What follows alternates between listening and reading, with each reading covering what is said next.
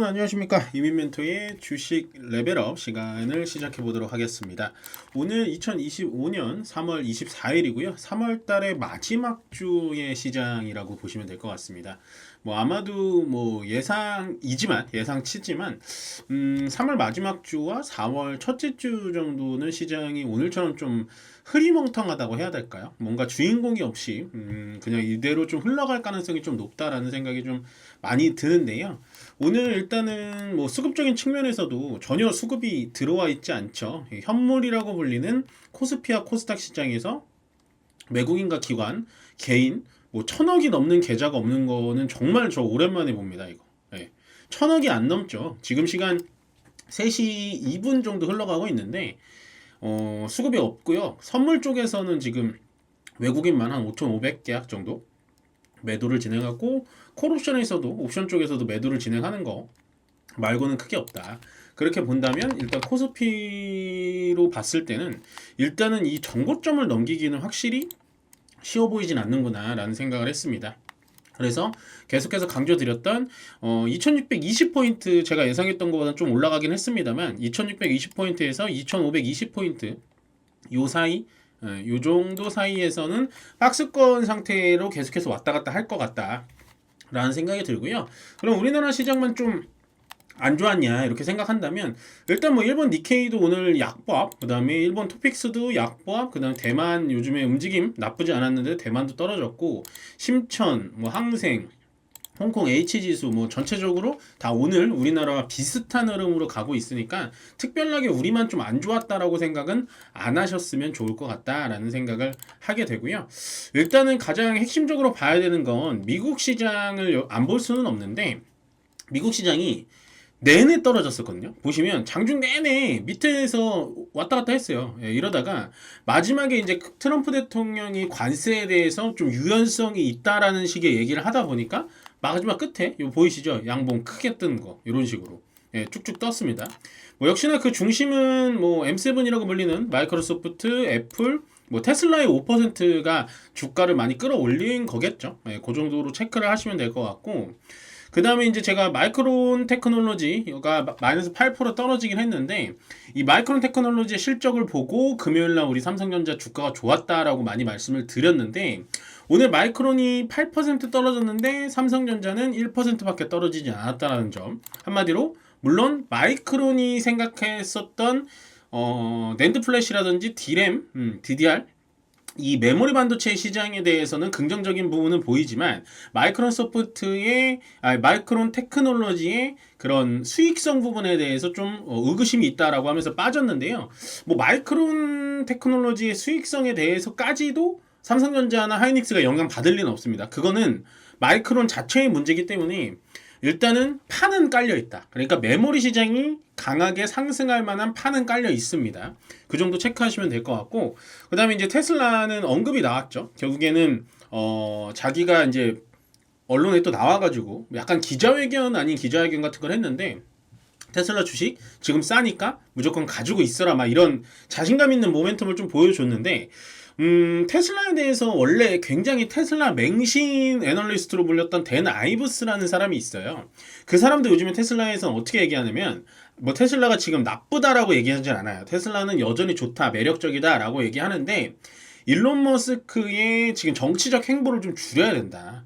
도지의 일을 하는 건 좋은데 그걸 좀 줄이고 테슬라의 경영으로 좀 돌아와줘라, 이렇게까지 얘기를 하고 있습니다. 그럴 수밖에 없던 게, 이게 이제 $500를 넘어가려고 했던 종목이 지금 거의 반토막이 나다 보니까 아마도 여기에 물려 계신 성악개미님들도 좀 많으실 것 같아서 좀 걱정이 많이 되는 그런 부분인데, 테슬라는 지금 충분히 떨어진 만큼 떨어진 거 아닌가라는 생각이 좀 조심스럽게 들고요.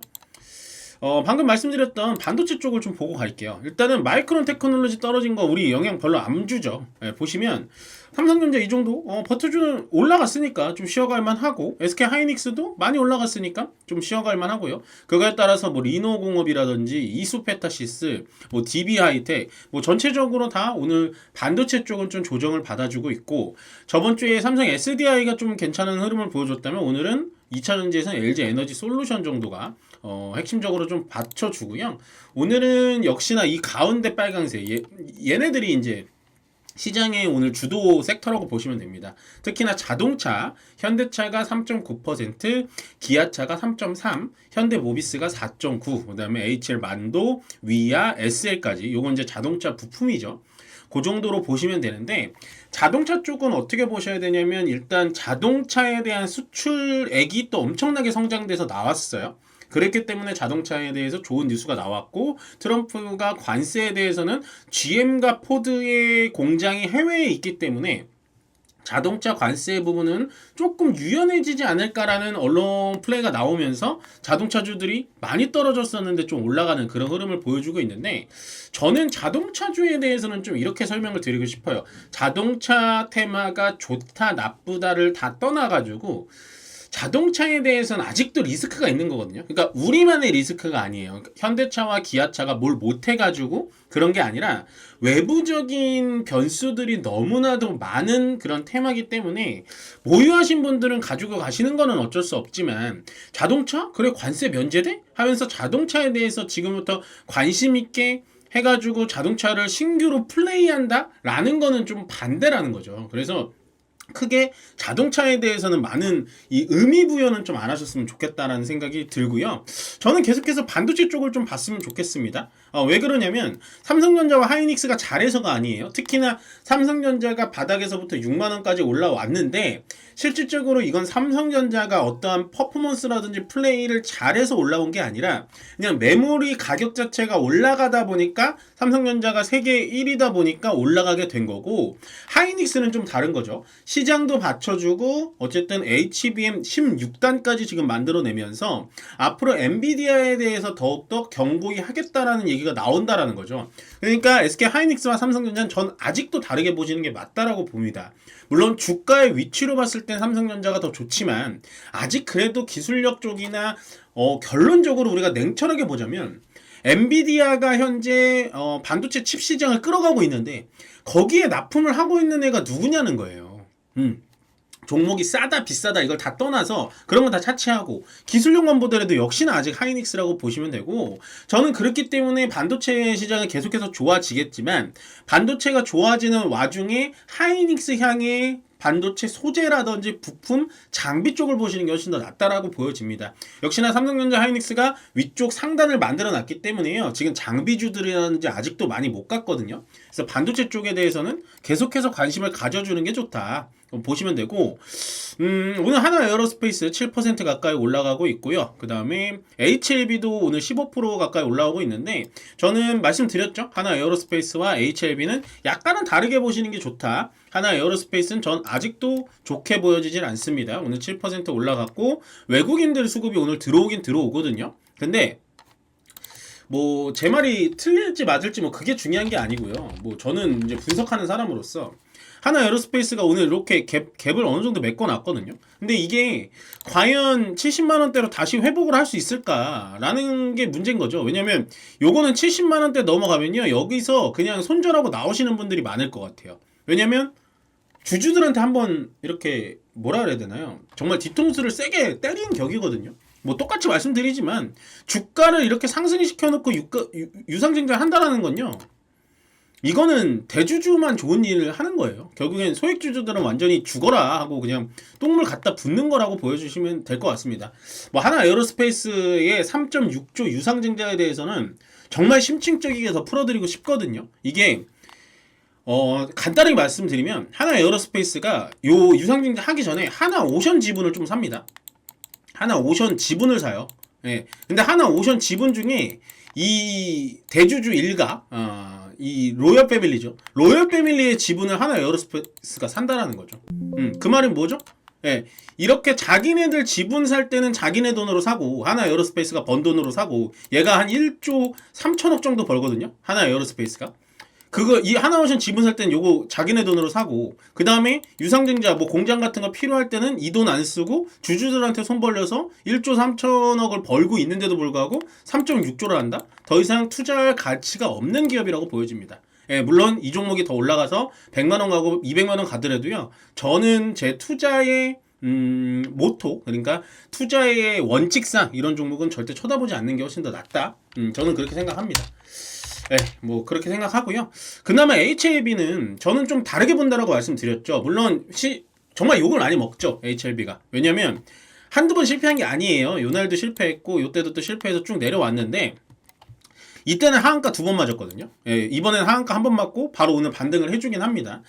참 어렵죠. FDA 승인에 대해서 어떻게 나올지도 참 어렵고 한데 저는 좀 다르게 보는 게 뭐냐면 하나 에어로스페이스는 자기가 가진 돈으로 자기 주식을 매입해서 소각하지 않았고 하나 오션 지분을 사서 일가를 배불리는 짓을 했지만 HLB는 좀 다르죠. 진원공 회장이 뭐 과거에 뭐 어떤 일이 있었던 간에 어쨌든 이번에 FDA 승인을 위해서 여기서부터 자사주 매입을 엄청 많이 했어요.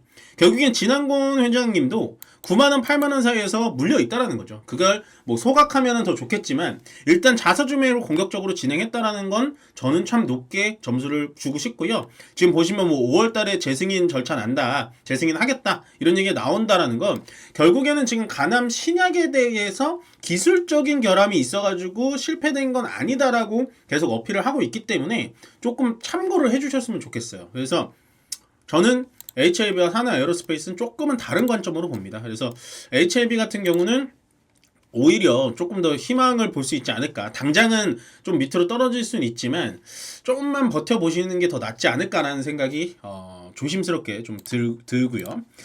오늘 시장을 보자면 일단은 양시장 다 별로 재미없죠. 예. 보시면 코스피 시장은 380 종목 올라갔고 480 종목 떨어졌습니다. 상한가 1개고요. 그러니까 떨어진 종목이 한 7개, 내가 10개 있으면 7종목 떨어졌고 3종목 약보합 정도, 강보합 보시면 되고 코스닥도 마찬가지예요.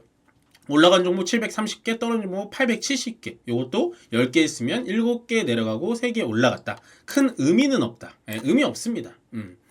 아마 이번 주는 계속 이렇게 흘러갈 가능성이 높아요. 왜냐면 오늘 한덕수 총리의 그 결선이 있었고, 그 다음에 이제 야당 대표님도 계시고, 그 다음에 대통령의 심판도 아직 남아 있기 때문에 시장은 아마도 이런 외국인들의 수급처럼 많이 안 들어올 수 있지 않을까라는 생각이 듭니다. 지금 양선 전환을 했지만 의미는 없고요. 그나마 다행인 건 우리나라의 지정학적 리스크, 우리나라의 정치적 리스크가 있는데도 불구하고 한 번에 2,600을 깨지 않고 요 위쪽 선에서 계속해서 버티고 있다라는 건 저는 긍정적이라고 보여집니다. 근데 만약에 어떠한 리스크 때문에 밑으로 2,500 초반까지 떨어진다면 그때는 매수 포인트, 예, 무조건 매수 포인트라고 생각하니까요.